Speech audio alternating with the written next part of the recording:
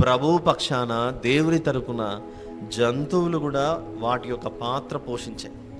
అవి కూడా సేవ చేశాయి. అవి ఇప్పటికీ చేస్తుంటాయి. మనిషి మాట వినకపోతే దేవుడు జంతువుల ద్వారా బుద్ధి చెప్తూ ఉంటాడు. బిలాముతో మాట్లాడించినది దేవుడు గాడిదతో మాట్లాడించాడు.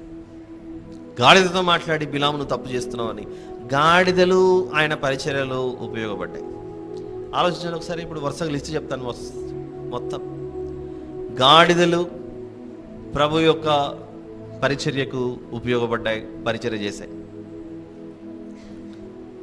ఏలియా గారు ఆకలితో ఉంటే ఆకాశంలో నుండి కాకులు వచ్చి ఆహారాన్ని మోసుకొని వచ్చాయి.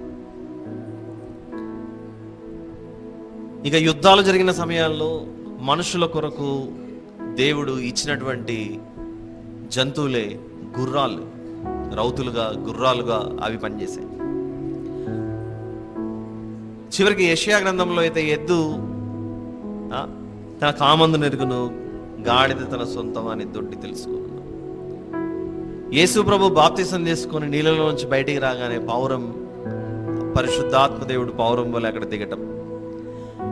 ఇలా చెప్పుకుంటూ పోతే వరుసగా అంతెందుకు, యోనా గారిని చీటీ వేసి సముద్రంలోకి వాళ్ళు ఎత్తిపడేసినప్పుడు సముద్రంలో ఉన్న చేప.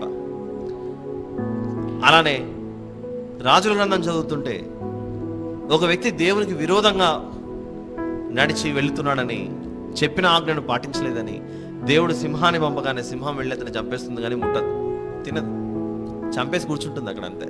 సముద్రంలో ఉన్న జలరాశి చేపలు ఆయన మాట వింటున్నాయి. ఆకాశంలో ఎగిరే పక్షులు ఆయన మాట వింటున్నాయి. భూమి మీద తిరిగే జంతువులు, సాధు జంతువులు కావచ్చు, అడవి మృగాలు కావచ్చు, అన్నీ ఆయన మాట వింటున్నాయి.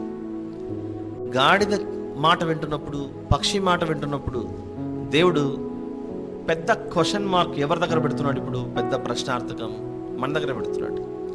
గాడిద మాట వినేటప్పుడు నీకేమైంది అన్నట్లుగా లేదా ఈ మాటలు? గాడిద మాట వింటుంది, కాకులు మాట వింటున్నాయి, అన్నీ వింటున్నాయి, మీరెందుకు వినరు? వాటి ఎగ్జాంపుల్స్ తీసుకొని మనతో మాట్లాడుతున్నాడు. యేసు ప్రభు ఆ మంటలాదివారం గురించి మనం ఆలోచించినప్పుడు ఆ గాడిద మీద ఊరేగించుకుంటూ ఆయనను తీసుకెళ్తుంటే ప్రభువును మోసింది ఆ గాడిద, గాడిద పిల్ల. ప్రభువును మోసి తీసుకెళ్తున్న గాడిదని చూడు, నీకేమైంది, ఫిల్ ఇన్ ద బ్లాంక్ అంటున్నాడు దేవుడు మనల్ని. ఆయనను అంగీకరించిన వారు ఉంటే సంతోషం.